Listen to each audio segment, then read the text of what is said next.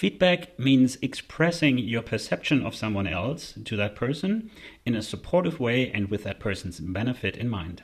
If you want to gain experience in using feedback as a leadership tool, I highly recommend that you start with receiving feedback first. So first step is ask someone for feedback.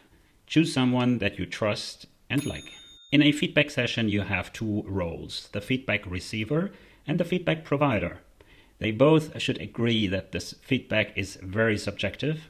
They should agree that it's voluntary, and they should agree on the feedback rules, which I'm about to explain now. First rule, describe, don't judge. Feedback is not criticizing someone. It is a precise description of what behavior you could observe in the other person and how you reacted on it.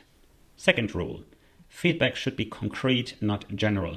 Don't describe the person as a whole. Don't try to find the right words for the person's character. Just find good examples and describe them as concrete as possible. The feedback that you give, and that is rule number 3, should be timely, not years later.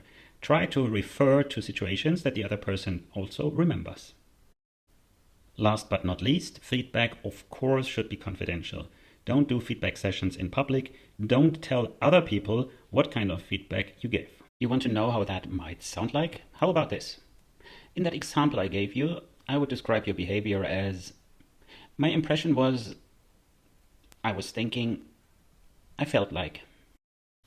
And here are the 4 rules to have in mind if you're the feedback receiver. First, listen carefully. Oh, this is maybe the hardest of all. Second, try not to feel judged. Even if the words of the feedback provider are not perfect, try it. Third rule, do not reply, explain, or justify. You don't have to tell your feedback provider that the situation he or she is referring to was very different from your perspective. Of course it is. It always is. Rule number 4, say thank you in the end. Nothing else. By saying just that, you create a mindset of curiosity and gratefulness for yourself, and you turn the feedback into what it actually is, a present from another person. And we all know how to deal with presents, right? We either like it, then we keep it and treasure it, or we don't like it and then we sell it online. Oh, and one more thing.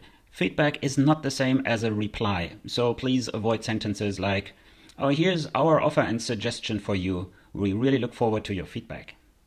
And also, feedback is not the same as an appraisal. So maybe you want to avoid sentences like, oh, I see you finished the work I delegated to you. Let me give you a little bit of feedback on that. Okay, so much for today. I hope you found it helpful. Anyway, thanks for watching.